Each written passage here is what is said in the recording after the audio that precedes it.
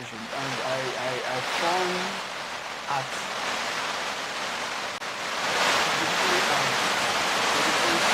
only the judiciary and military has really not been pushing the way they ought to push, and really not be really concerned about the scenario.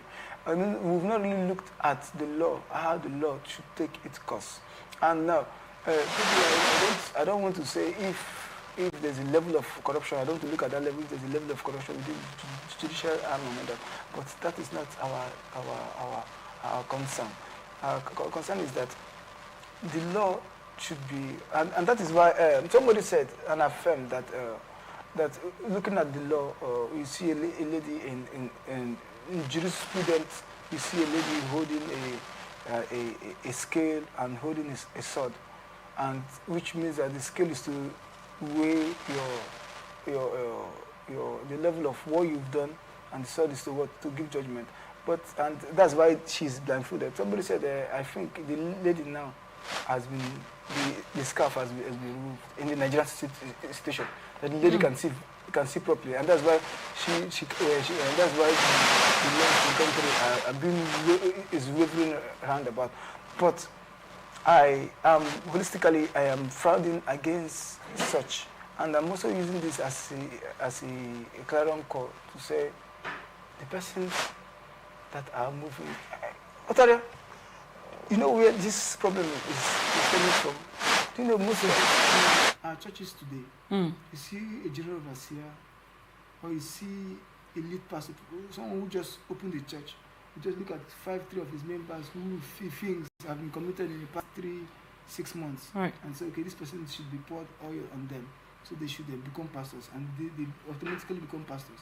And many persons that did not go through foundation school, did not go to theology, did not attend any form of religious affairs, but just that they were committed in the church, maybe coming early to sweep and all that.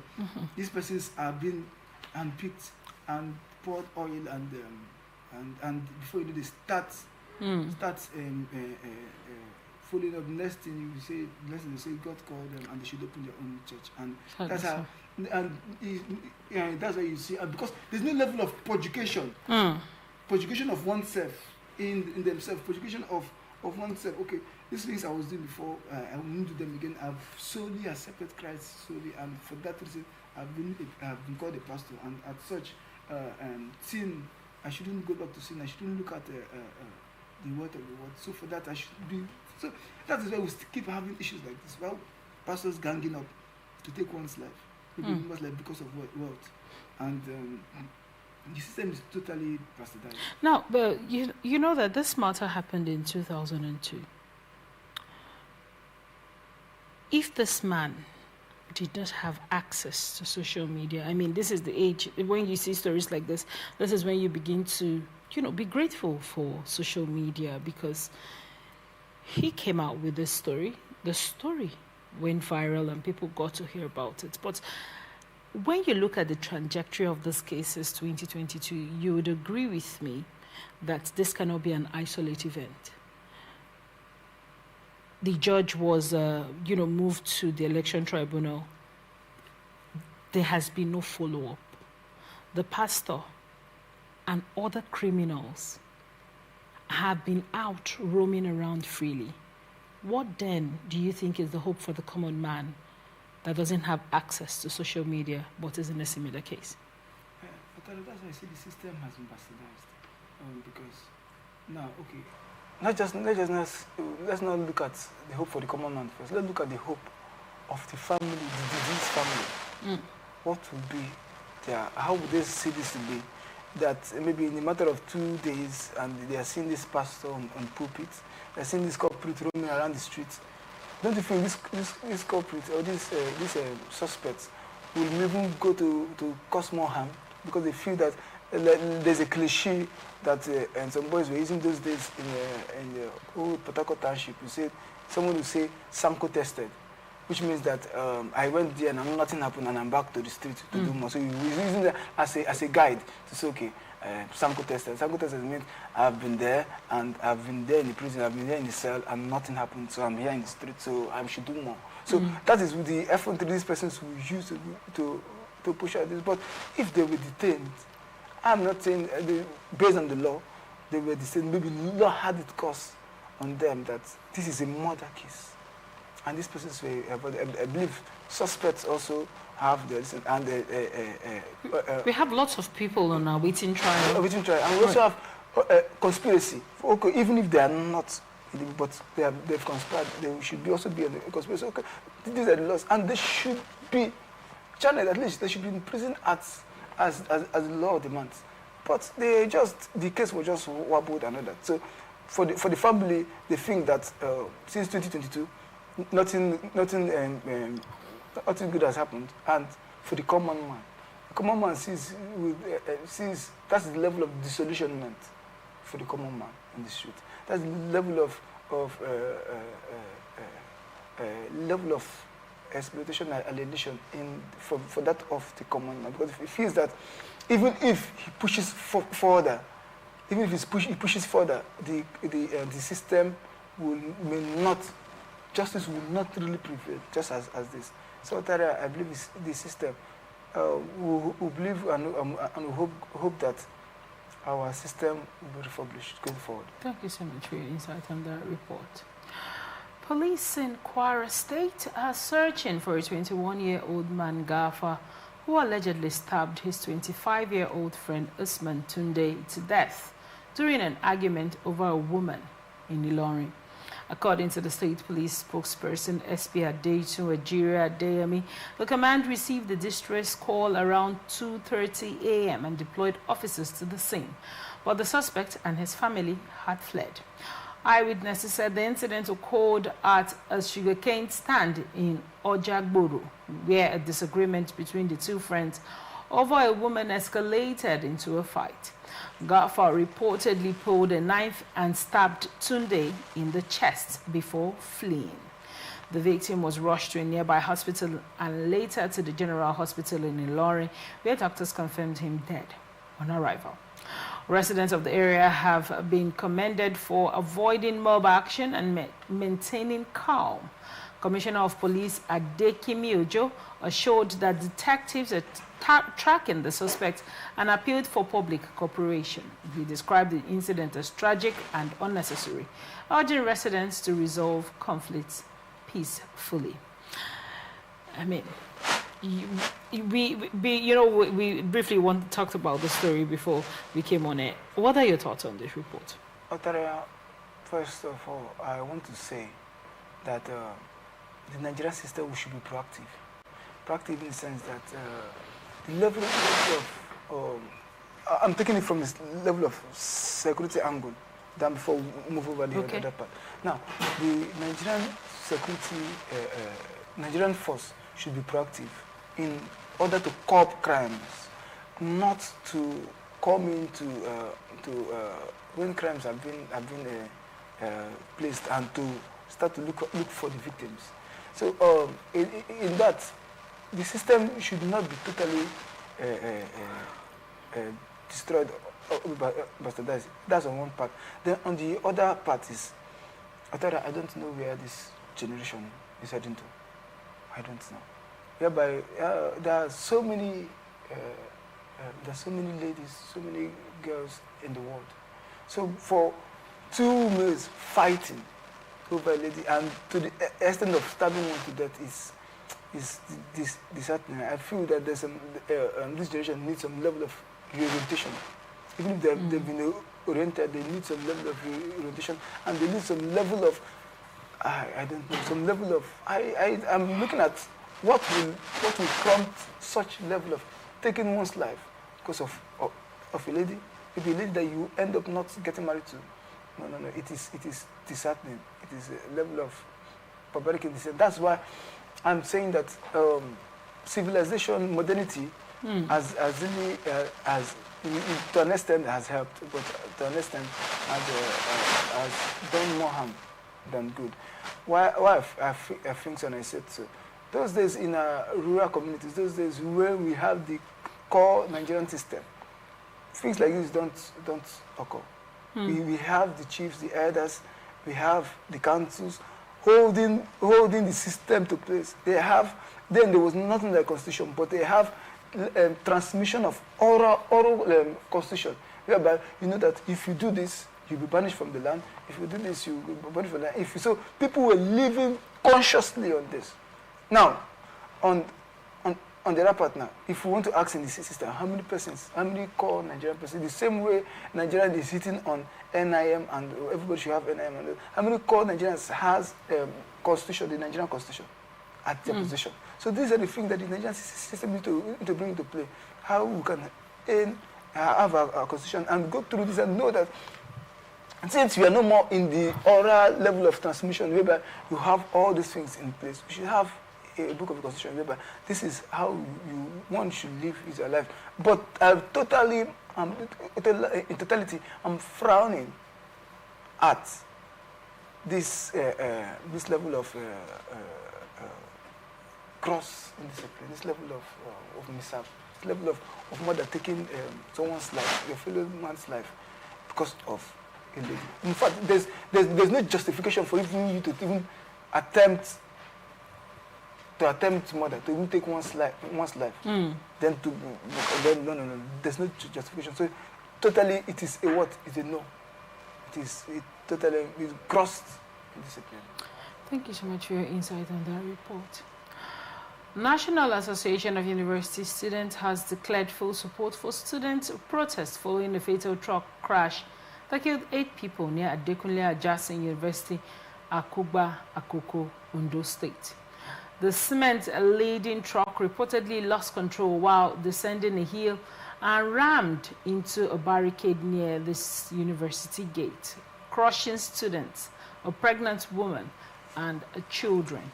The road safety corps confirmed 8 deaths and several injuries. The tragedy has reignited outrage over the movement of heavy-duty trucks through student-populated areas. NOS leaders have joined forces with campus unions and NANS to demand stronger safety regulations and corporate accountability from Dangote Cement PLC. NOS insists the company must bear full responsibility, covering medical bills, compensating bereaved families, and funding burials for the deceased.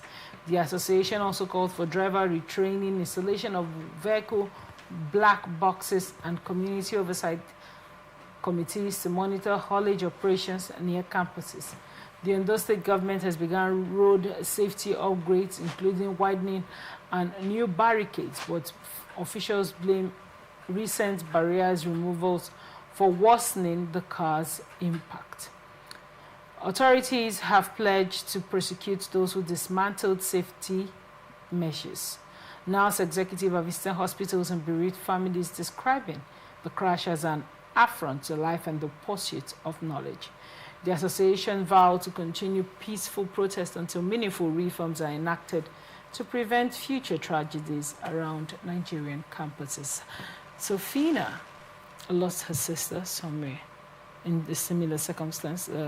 Former Big Brother Nigeria Fina, young girl just done with university, had her life in front of her, finished her, I think she just finished her youth services, so had her whole life ahead and in front of her, and she got hit by a truck, was amputated, her leg got amputated, and she died in the process, leaving 2 young children.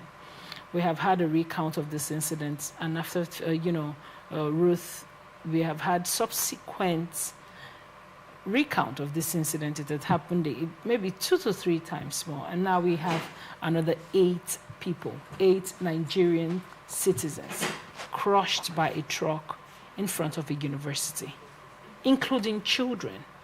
What are your thoughts on this report? But that's why I'm saying that this system, Nigerian system, we have much to do. Nigerian is, we should grow above this level of a developing nation. Nigeria should be called a developed nation. How are we going to be called a developed nation when issues like this are not now? Okay, I'm still hitting on from the road safety workers. You know, road safety workers mainly they are not even concerned about trucks like this. They're mainly concerned about private vehicles and public vehicles. So there should be either the system should create a ministry or a system that will checkmate these truck drivers, checkmate their brakes, checkmate if their vehicles are sound before leaving the covers of their company or their firm. That should be in charge of checkmating this. And holistically, also going forward, they should also check the drivers of these trucks if they are not being influenced by drugs. So because I feel most of them while up there in these trucks, they are being influenced by so many kind of drugs and all that.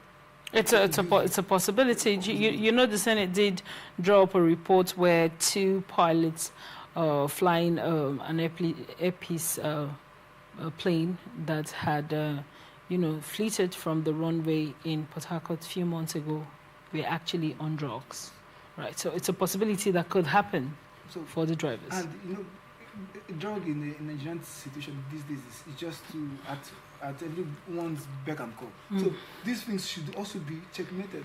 There should be some level of psychoanalysis check on these persons.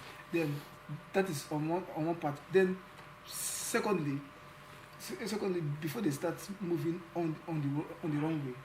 So we want all this have been checked. Then on the part of the university, it is appalling. And looking at the environment that running from a hill and all that. So it is disheartening. And imagine the lives of these persons. They went out.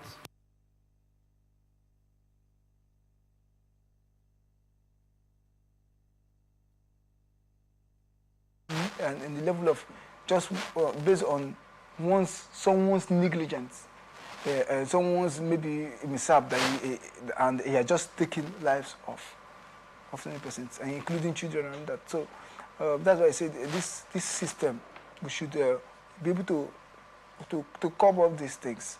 That in the Nigerian system, we shouldn't have this repeatedly, whereby intermittently we have issues like this. If it's not happening in state A, it's happening in state B, it's happening in region C, it's happening in region D on daily basis. This should be totally eradicated from the system, if not caught. Thank you so much for your insight on that report. Senator Adams Oshomole has urged politicians to stop arming and recruiting unemployed youths to disrupt elections, warning that the practice fuels post-election violence and insecurity across the country. Speaking during the Senate plenary, the former Edo State governor said many violent crimes that follow elections stem from weapons distributed to thugs by desperate politicians. After every election, crime rise because those who armed and hungry youths can retrieve the guns, he stated. Oshomole stressed that such weapons are later used for robbery and other criminal activities, adding that the roots of insecurity are political, not social. He recalled telling fellow governors years ago that only powerful figures could afford AK-47 rifles used during polls. He called for sincerity among political leaders, urging them to allow Nigerians to hire and fire without fear through credible elections. If we commit to eliminating violence, we'll have free and fair polls, he said. Oshomole also advised the electoral body against holding presidential, governorship, and parliamentary elections on the same day and warned about cyber threats as Nigeria expands electronic voting. He concluded that political actors must make a moral commitment. Once we stop arming unemployed youths, 90% of our electoral problems will be solved. Do you agree with the senator? This is laughable in the sense that I believe the system should be gone to town. What do I mean by that? The same senator Oshomole was once NLC chairperson. Yeah. And after that rose to becoming the governor of Edo State. And the same senator came online to say if you're in party, and I don't want to call the party's name, that your sins will be forgiven. And on all this that he said, in all this process he led to becoming a senator, the period he has there have been some level of elections that not that he voted for someone that he has contested. Right. Has he come up before this time to say that this so-called that politicians are arming boys or hoodlums with AK-47 rifles in course of elections? He has never mentioned that. It's becoming maybe I should also assume that he's knowing this now for the first time. After how many years he has contested, maybe when he contested this, he was not aware. He's coming to his intent mindset now that this is what is happening in the Nigerian system. Or we should practice what we preach. And on that part of it, it is glaring, not just because he has said it. In the Nigerian system, people are aware. The Nigerian masses are aware of all this that have been trended. But in same view, in similitude, we frown at politicians not even to the level of AK-47, even the fact of issuing even a machete or maybe something, a harmful object to some boys and urging them to go for an attack or a revenge in an election. I'm also frowning at these boys or these youths that one will call you for such level of harm. If I'm to be among these youths that maybe one is called, I will firstly ask this politician, you're giving me AK-47 for what? To go for an attack, okay. Where's your son? Your son should be among us. Okay, you that wants the victory, okay. You should also be in front. You should lead the squad. You should have your own AK-47 while we follow you suit. Not you at your beck and call, at your leisure. Maybe your children are abroad. While at your beck and call, you just see some you see some youths who are hustling for their 2 cents, urgent 2K, and you're arming them with ammunition of election. It is totally disheartening. If the system, I also thank God that the Nigerian system, we have a new INEC chairman. I believe the new INEC chairman, in his own magnanimity and his own priesthood, holistically, will curb this level of indecency. You should put up arsenals to see how AK-47s should not be anywhere close to the system. Whereby guns or arsenals, different things that will not bring in free, fair and credible election should not be found within, even if from councillorship election down to presidency, should not be found within the coffers of these elections. Thank you.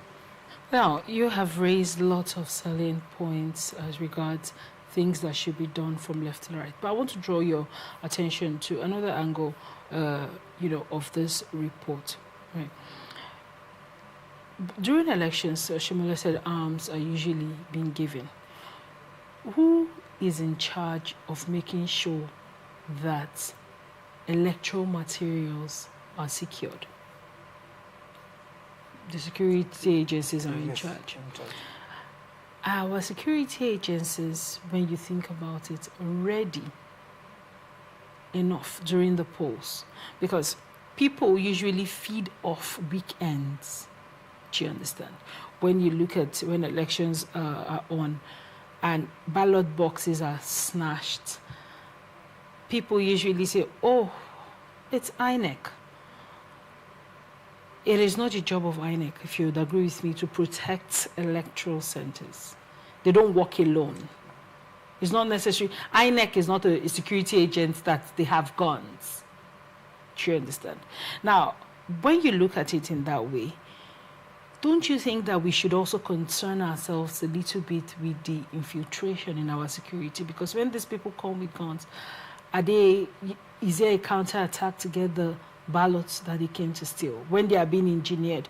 Also, another angle of this is, what are your thoughts as regards, the youths realizing that this country belongs to the youth? Why do you think that hasn't sank in? That if you do this for a few pennies here and there, a few thousand naira here and there, you're going to have a long stretch of time. Why do you think these angles haven't sank fully into the minds of youth, employed or unemployed? I believe it should. Mostly our politicians, they have turned it. Okay, let's look at it from this viewpoint.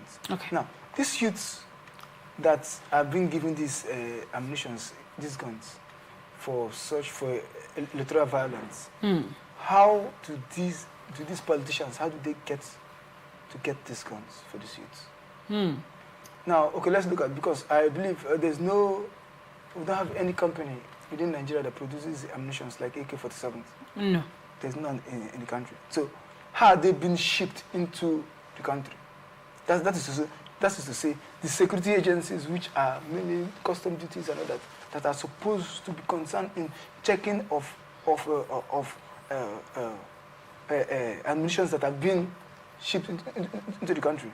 That's on one part. And from the angle of these security agencies, police force, and military and all that are being, how do these politicians, how do they get these guns? So if we've been, Senator Shimole is concerned now, and every mini Nigerian and every politician should be, how are we going to curb these guns getting to the politicians firstly, then before the boys, because the boys who cannot get access to these guns if these politicians do not give them these guns. So disrupting the chain, then moving to the final consumer, it is appropriately not okay. So let's start it from this one, from the politicians, placing hitting more on the politicians, then in extension, security agencies and the custom duties. Then finally, before we now hit on these boys, and that's not saying that these boys have been exempted, they're not exempted, because they are the youths that are pushing for this. Because I believe, even if, for instance, as I'm here, a law-abiding citizen of the country, as I'm talking to you, I even if you place an ammunition here, I don't know how to operate it. So even if you cannot lure me into doing that, because I wouldn't, because it is from the heart of hearts. Because the heart should firstly be willing. Right. So there's no matter of preaching or admonishments that you make, that we want to make one whose heart is against it want to accept that. So the youths on their own, they should stand vehemently to say, enough is enough. This is not the right way. We are not accepting this. If you have intention to rule or to serve in a nation or whatever sector, come out holistically and campaign. If you win, you win. You lose, go back and rethink and come back. Right. Let's hear your manifesto and let's see the much you can do. And fun enough, moving on to the politics a little, I'm grossly against this idea of maybe a patient coming to say, if I become the governor, if I become the president, if I become the local government chairman, I'm going to do this for you. I'm going to build a health care center. I'm going to build schools for you. That is, there's a notion that is totally wrong in the system. We shouldn't. That should not be a campaign word, because these are basic things that should be in the system. Right. Just like I am telling my child, my son, that if I become your father, you're going to eat breakfast, lunch, and dinner. No. No, or having me as your father. No. These are norm. It should be. These things should be. It is not a campaign. Okay, and also the part that I believe the masses should also ask these persons. Now, I don't need to be a politician. I don't need to be a local government chairman. I don't even need to be a governor or a president for me to know that in my community that there's no pipe-borne water. And people are fetching water from the streets, and I have the money for me to drill borehole for my people, my relatives, my friends, my people who are my neighbors to benefit from.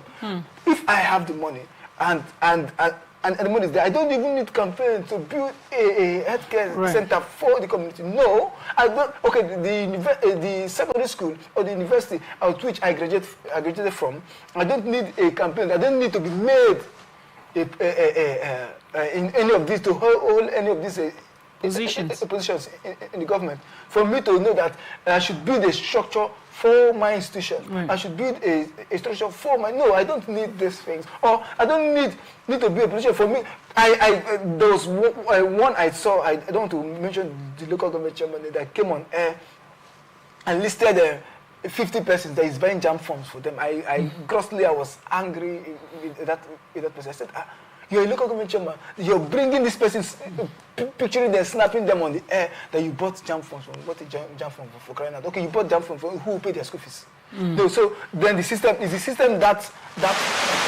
okay, you bought 50 jam forms for them and you're bringing them to the world. The world should see that you bought 50 jam forms for your constituency, your people, your brothers and sisters. Out of state coffers. Out of state coffers, out of the local government. These are things that you should do and should not be on. Even if someone places it on, you say, no, remove that. No, it is a place. You don't even need to be a local government chairman. You don't even need to be a governor for you to even buy these things for these people. For you to even look at people and say, okay, I'm giving free scholarships, I'm giving this. These are what we call community service. In the Western world, it is called community service. It's services to humanity. And now you're pushing that. So it is gross level. I believe our politicians should be reorientated. There should be some level of orientation given to them that there are some things you shouldn't bring on air. And also, in line, I believe that this social media should also help out. That there are some things that when you post online, people should be able to comment to say, no, this is off. We do have that sort of leverage. There's some persons who should say, no, this should not be a campaign. A campaign. This should not be a viewpoint. This should not be. These are things that on one's page, you do this freely for humanity. All right. Thank you so much for your insight on the report. This is where we wrap it up on this episode of Atlantic Society Watch. Thank you, Stephen Akirika, for coming on the show and for giving us good insight. We are open for sponsorship of this program, jingles and advert placements, news and event coverage, personality, society and political interviews, product service promotion and car measures. Watch us live on www.atlanticnetwork.tv. We're also on Apple TV channel 205, Limex TV platform, Ifasec platform, Apple TV, Niger TV, and Iroko TV. Connect with us on all our ATN socials. Subscribe, like, and share. Facebook and YouTube, Atlantic Television Network, Instagram and TikTok, Atlantic TV Network 1. We're on X, on Atlantic TV Net. Remember that peace and unity are the pathways to progress. Thank you for watching. My name is Ataria Benjamin. Stay with us. Up next is International Tidbits.